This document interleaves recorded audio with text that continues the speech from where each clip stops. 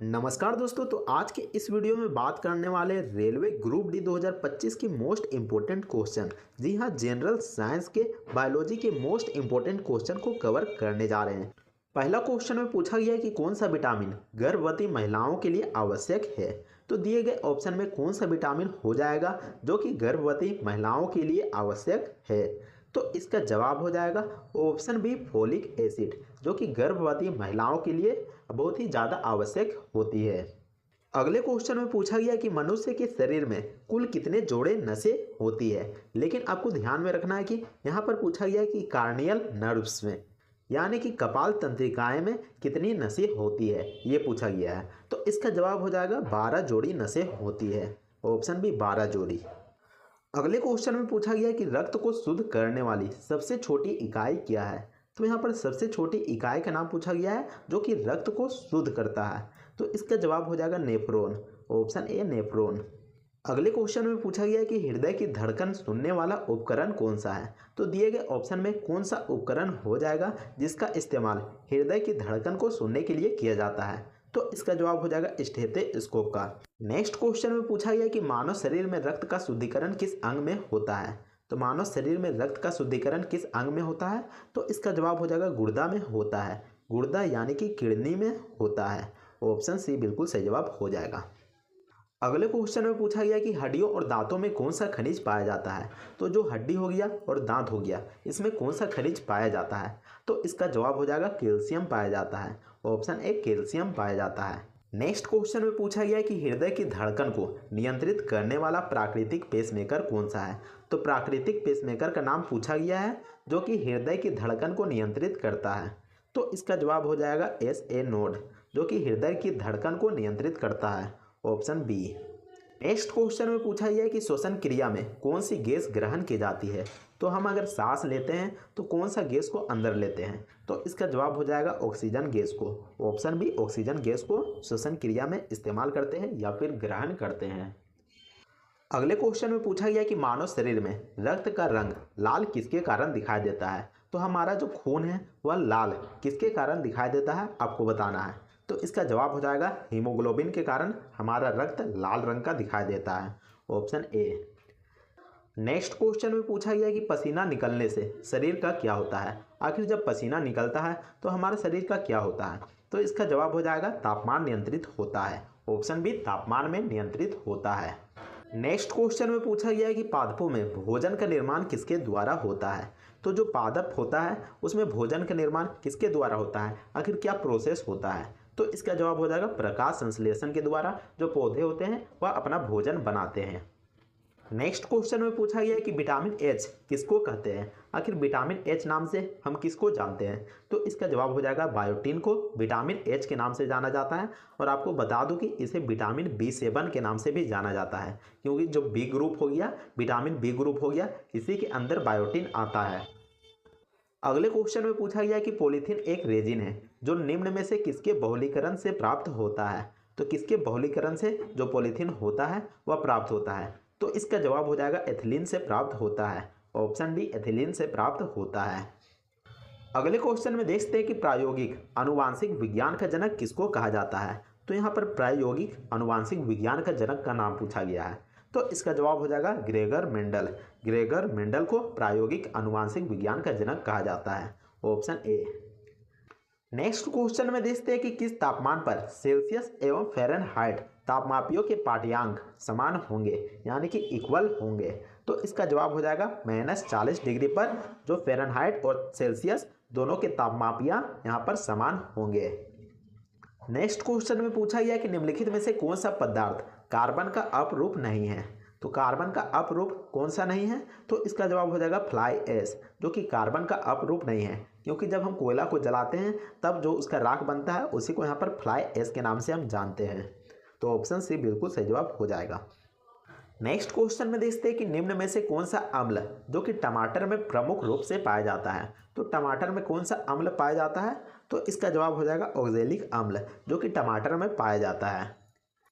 Next question में पूछा गया है कि शाकाहारियों के लिए विटामिन और खनिजों का प्रमुख स्रोत है। तो इसका जवाब हो जाएगा सब्जी और फल में। ऑप्शन सी, सब्जी और फल में प्रचुर मात्रा में विटामिन और खनिज पाया जाता है। नेक्स्ट क्वेश्चन में पूछा गया कि अम्ल व क्षार के विलयन विद्युत के साथ होते हैं।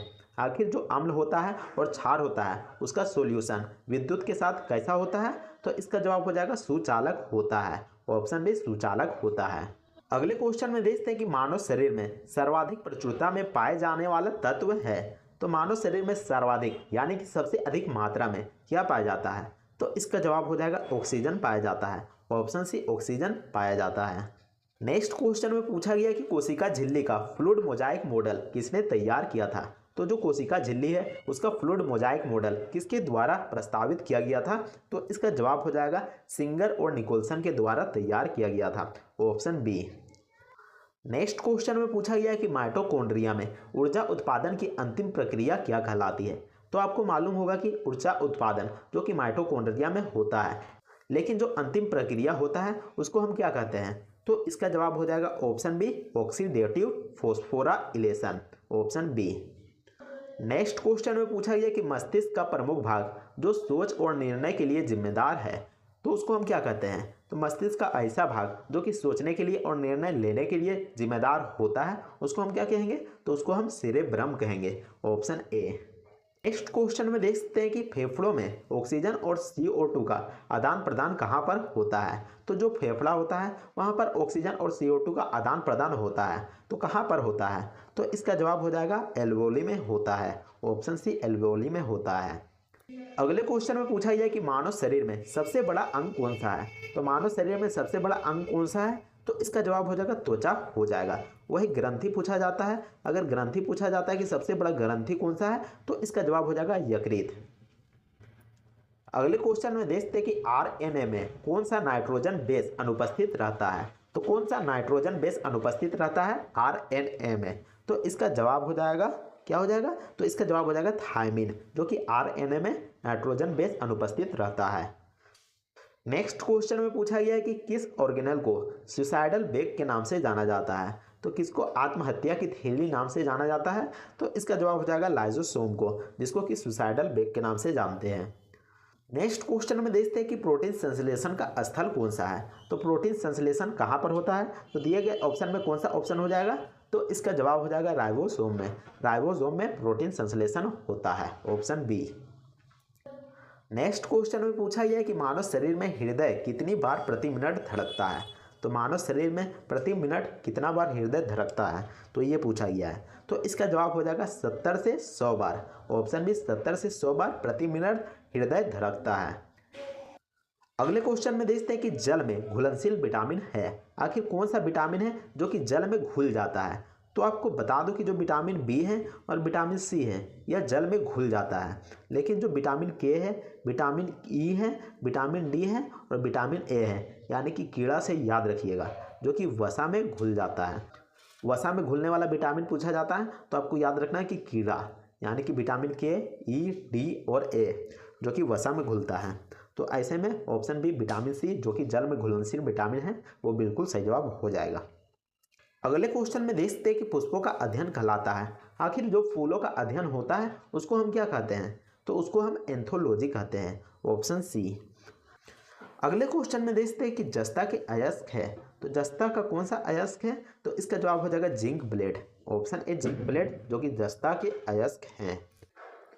नेक्स्ट क्वेश्चन में देख सकते हैं कि पौधे में आवश्यकता से अधिक जल किस प्रक्रिया द्वारा बाहर निकलता है? तो पौधा में कौन सा ऐसा प्रक्रिया होता है जिसमें कि आवश्यकता से अधिक जल होने पर वह अपने आप निकल जाता है? तो इसका जवाब हो जाएगा वाष्पोत्सर्जन के द्वारा। ऑप्शन बी वाष्पोत्सर्जन के द्वारा। नेक्स्ट क्वेश्चन में पूछा गया है कि दांत का मसूड़ा किस पदार्थ का बना है जो काफ़ी कठोर होता है? तो जो दांत का मसूड़ा होता है वह किस चीज़ का बना होता है? तो इसका जवाब हो जाएगा कैल्शियम फॉस्फेट का बना होता है। ऑप्शन बी कैल्शियम फॉस्फेट का बना होता है। नेक्स्ट क्वेश्चन में पूछा गया है कि फोटोग्राफी में कौन सा अम्ल का उपयोग किया जाता है? तो जो फोटोग्राफी होता है उसमें कौन सा अम्ल का प्रयोग किया जाता है? तो इसका जवाब हो जाएगा ऑक्सैलिक अम्ल का प्रयोग किया जाता है। Option B.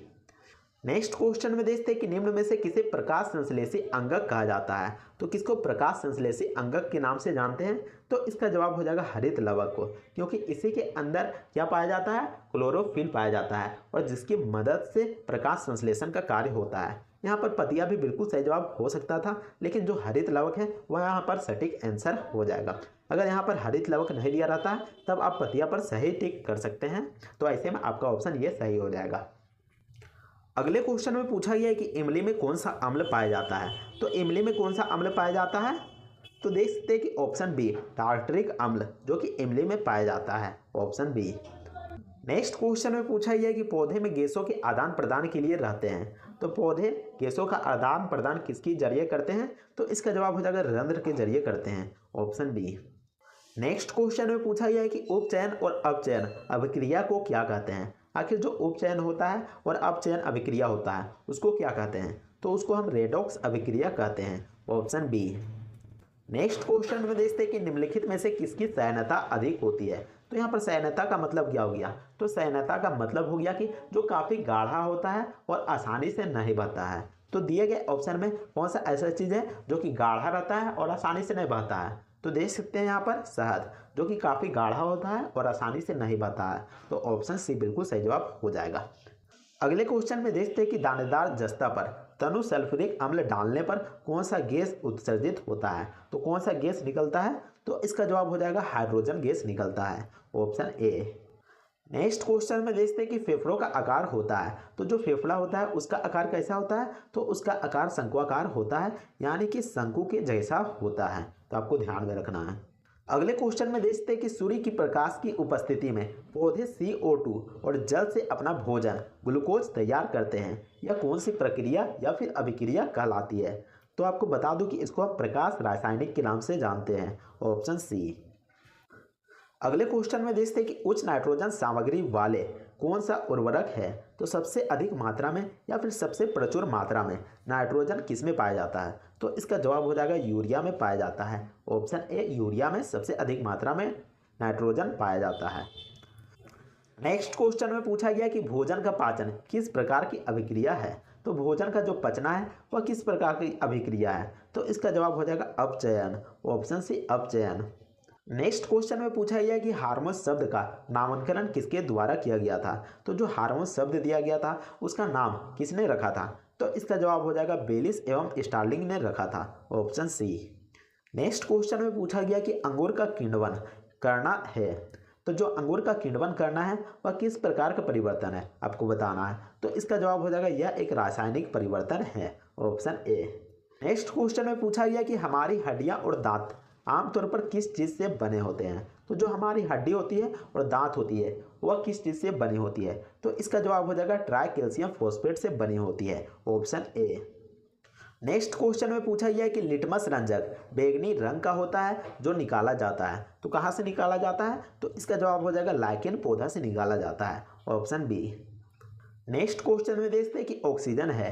तो ऑक्सीजन क्या है, तो देखते हैं कि यहाँ पर ऑक्सीजन जो है वह वसा नहीं है, कार्बोहाइड्रेट भी नहीं है, एंजाइम भी नहीं है, तो इनमें से कोई नहीं है। तो बिल्कुल सही जवाब हो जाएगा। और आपको बता दो कि ऑक्सीजन क्या है, तो ऑक्सीजन एक गैस है। तो ये ऑप्शन दिया रहता तो यहाँ पर सही हो सकता था।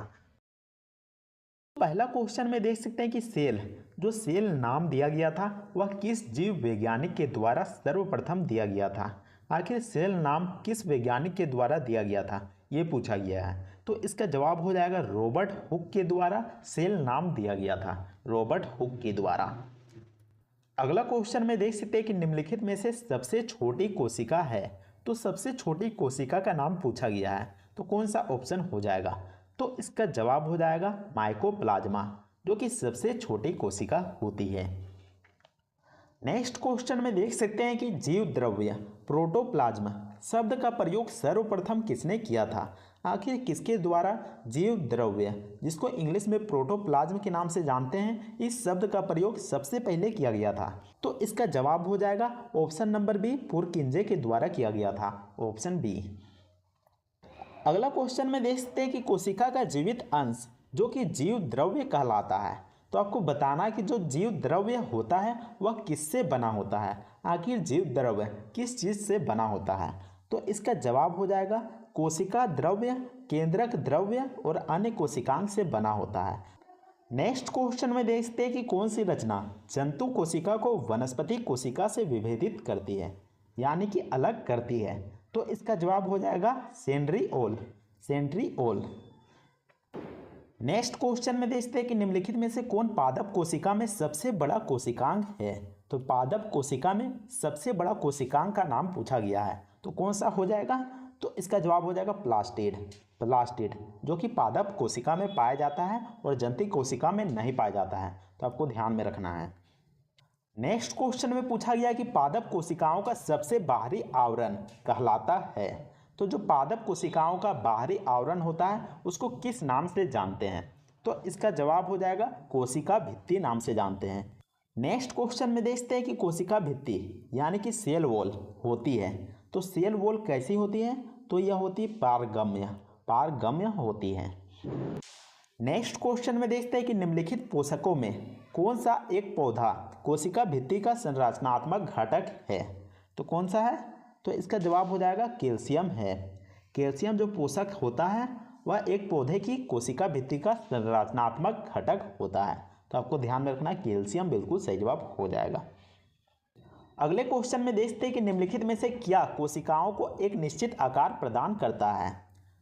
तो कौन सा ऐसा चीज़ है जो कि कोशिकाओं को एक निश्चित आकार प्रदान करता है, यानी कि एक शेप में रखता है।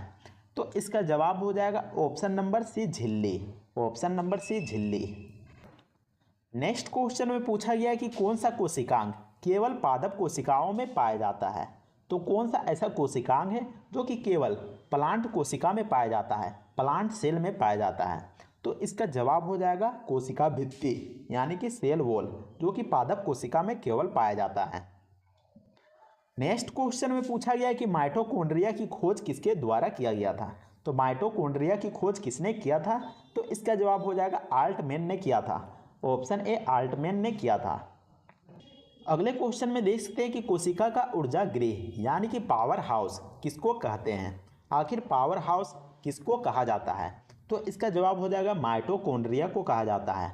ऑप्शन डी माइटोकॉन्ड्रिया को कोशिका का ऊर्जा गृह के नाम से जानते हैं।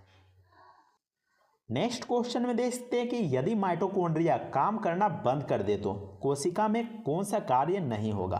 तो अगर माइटोकॉन्ड्रिया काम नहीं करेगा तो कौन सा कार्य पूरा नहीं होगा। तो इसका जवाब हो जाएगा भोजन का ऑक्सीकरण नहीं होगा। Option B. नेक्स्ट क्वेश्चन में देखते हैं कि माइटोकॉन्ड्रिया का भीतरी वलन कहलाता है।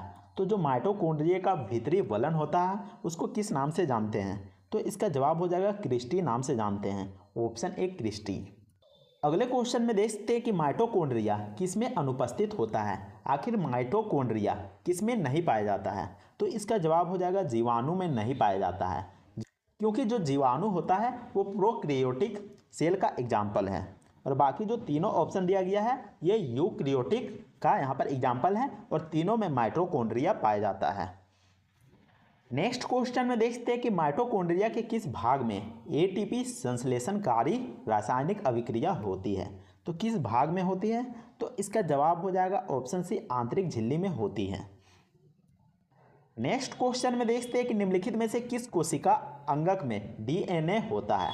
आखिर किस कोशिका अंग में डीएनए पाया जाता है।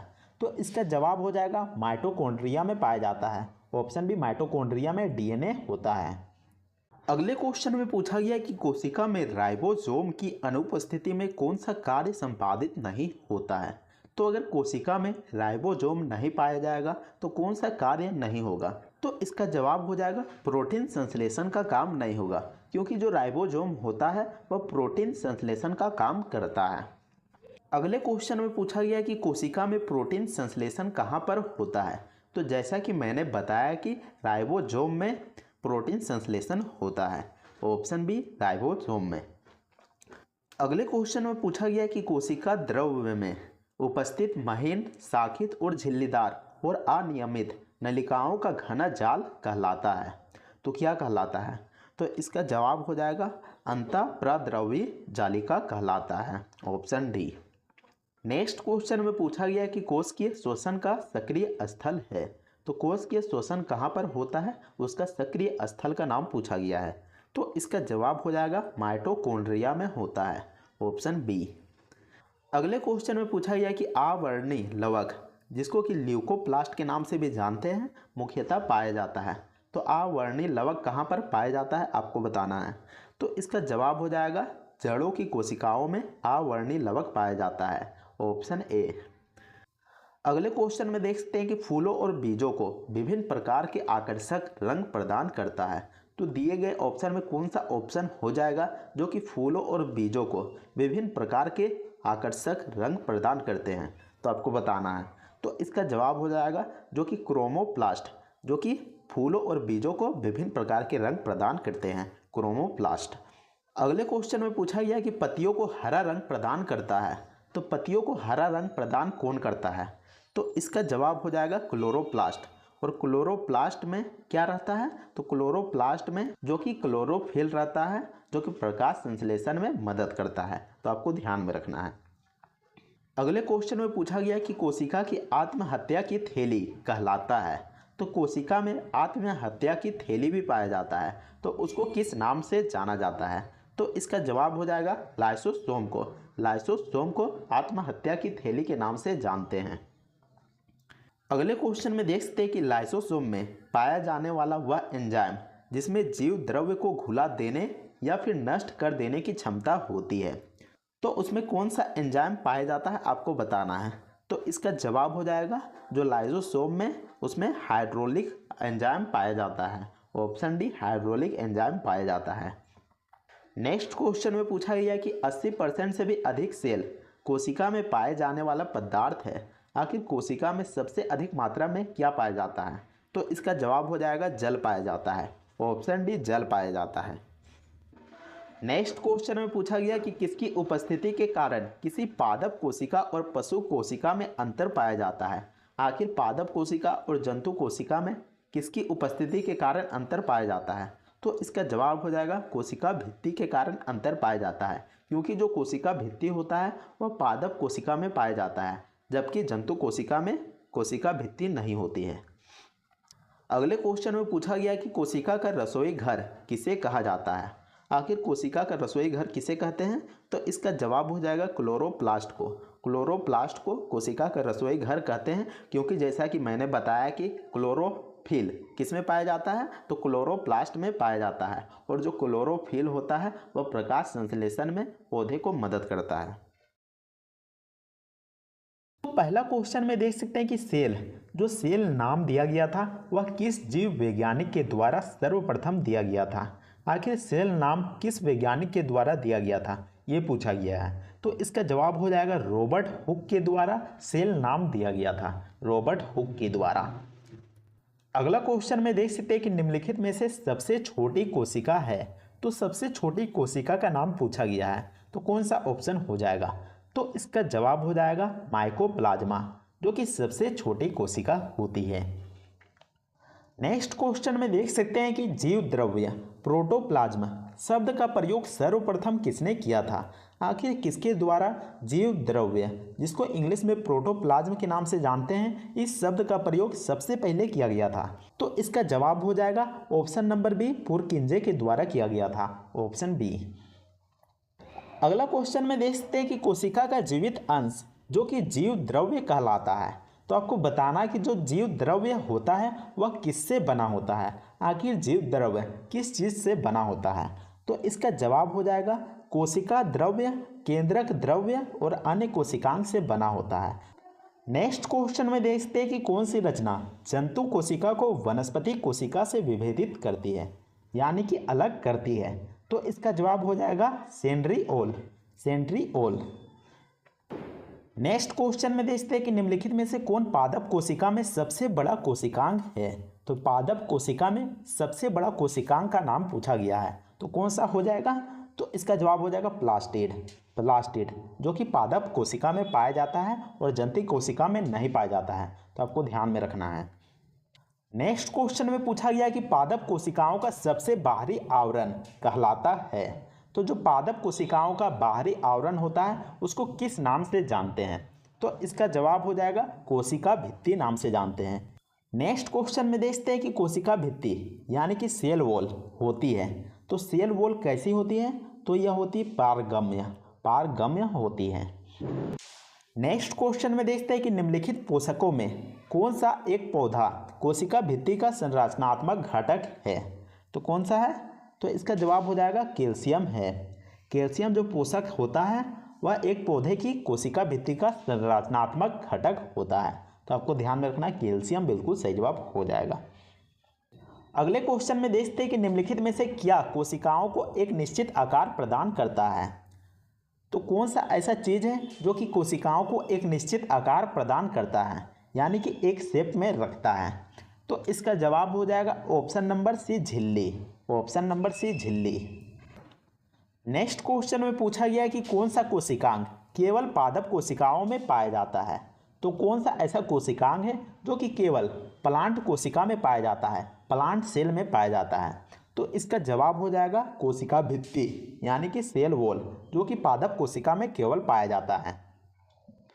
नेक्स्ट क्वेश्चन में पूछा गया है कि माइटोकॉन्ड्रिया की खोज किसके द्वारा किया गया था। तो माइटोकॉन्ड्रिया की खोज किसने किया था। तो इसका जवाब हो जाएगा आल्टमैन ने किया था। ऑप्शन ए, आल्टमैन ने किया था। अगले क्वेश्चन में देख सकते हैं कि कोशिका का ऊर्जा गृह यानी कि पावर हाउस किसको कहते हैं। आखिर पावर हाउस किसको कहा जाता है।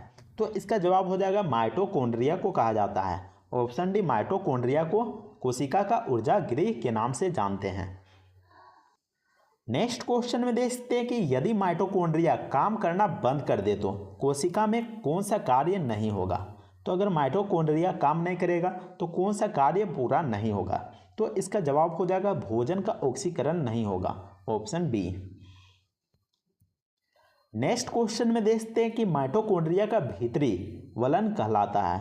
तो जो माइटोकॉन्ड्रिया का भीतरी वलन होता है उसको किस नाम से जानते हैं। तो इसका जवाब हो जाएगा क्रिस्टी नाम से जानते हैं। Option A, Christie. अगले क्वेश्चन में देखते हैं कि माइटोकॉन्ड्रिया किसमें अनुपस्थित होता है। आखिर माइटोकॉन्ड्रिया किसमें नहीं पाया जाता है। तो इसका जवाब हो जाएगा जीवाणु में नहीं पाया जाता है, क्योंकि जो जीवाणु होता है वो प्रोकैरियोटिक सेल का एग्जाम्पल है, और बाकी जो तीनों ऑप्शन दिया गया है ये यूकैरियोटिक का यहाँ पर एग्जाम्पल है, और तीनों में माइटोकॉन्ड्रिया पाया जाता है। नेक्स्ट क्वेश्चन में देखते हैं कि माइटोकॉन्ड्रिया के किस भाग में एटीपी संश्लेषणकारी रासायनिक अभिक्रिया होती है। तो किस भाग में होती है। तो इसका जवाब हो जाएगा ऑप्शन सी, आंतरिक झिल्ली में होती है। नेक्स्ट क्वेश्चन में देखते हैं कि निम्नलिखित में से किस कोशिका अंगक में डीएनए होता है। आखिर किस कोशिका अंग में डीएनए पाया जाता है। तो इसका जवाब हो जाएगा माइटोकॉन्ड्रिया में पाया जाता है। ऑप्शन बी, माइटोकॉन्ड्रिया में डीएनए होता है। अगले क्वेश्चन में पूछा गया कि कोशिका में राइबोसोम की अनुपस्थिति में कौन सा कार्य संपादित नहीं होता है। तो अगर कोशिका में राइबोसोम नहीं पाया जाएगा तो कौन सा कार्य नहीं होगा। तो इसका जवाब हो जाएगा प्रोटीन संश्लेषण का काम नहीं होगा, क्योंकि जो राइबोसोम होता है वह प्रोटीन संश्लेषण का काम करता है। अगले क्वेश्चन में पूछा गया कि कोशिका में प्रोटीन संश्लेषण कहाँ पर होता है। तो जैसा कि मैंने बताया कि राइबोसोम में प्रोटीन संश्लेषण होता है। ऑप्शन बी, राइबोसोम में। अगले क्वेश्चन में पूछा गया कि कोशिका द्रव्य में उपस्थित महीन, शाखित और झिल्लीदार और अनियमित नलिकाओं का घना जाल कहलाता है। तो क्या कहलाता है। तो इसका जवाब हो जाएगा अंतःप्रद्रवी जालिका कहलाता है। Option D. नेक्स्ट क्वेश्चन में पूछा गया कि कोशिकीय श्वसन का सक्रिय स्थल है। तो कोशिकीय श्वसन कहाँ पर होता है, उसका सक्रिय स्थल का नाम पूछा गया है। तो इसका जवाब हो जाएगा माइटोकॉन्ड्रिया में होता है। Option B. अगले क्वेश्चन में पूछा गया कि आवर्णी लवक, जिसको कि ल्यूकोप्लास्ट के नाम से भी जानते हैं, मुख्यतः पाया जाता है। तो आवर्णी लवक कहाँ पर पाया जाता है आपको बताना है। तो इसका जवाब हो जाएगा जड़ों की कोशिकाओं में आवर्णी लवक पाया जाता है। Option A. अगले क्वेश्चन में देख सकते हैं कि फूलों और बीजों को विभिन्न प्रकार के आकर्षक रंग प्रदान करता है। तो दिए गए ऑप्शन में कौन सा ऑप्शन हो जाएगा जो कि फूलों और बीजों को विभिन्न प्रकार के आकर्षक रंग प्रदान करते हैं। तो आपको बताना है। तो इसका जवाब हो जाएगा जो कि क्रोमोप्लास्ट, जो कि फूलों और बीजों को विभिन्न प्रकार के रंग प्रदान करते हैं, क्रोमोप्लास्ट। अगले क्वेश्चन में पूछा गया कि पत्तियों को हरा रंग प्रदान करता है। तो पत्तियों को हरा रंग प्रदान कौन करता है। तो इसका जवाब हो जाएगा क्लोरोप्लास्ट।